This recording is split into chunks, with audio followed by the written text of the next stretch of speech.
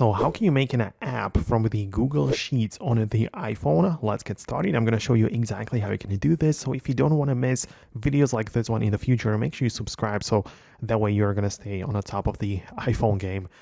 Basically, you need to have the Google Sheets application installed, right? And that's like a separate app. But we're going to get inside and locate the file, which we want to turn into an application.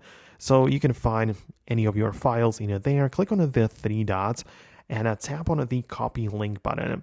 So once you have it copied like this, we can leave the Google Sheets app and get to the Safari web browser.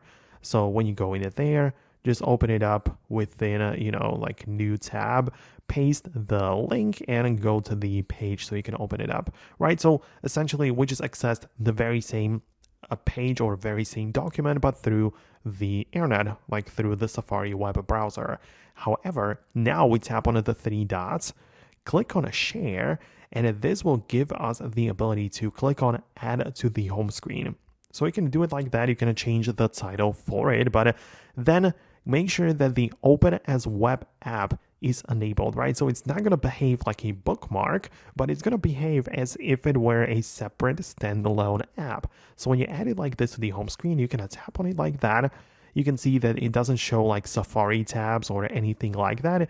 It behaves like a separate application from Safari, but it's like accessing one sheet document as an actual application. So let me know in the comments if that is the thing that you had in mind that you wanted to achieve with your device. Thanks a lot for watching. Subscribe for upcoming tutorials and videos like this one, and I'll see you later.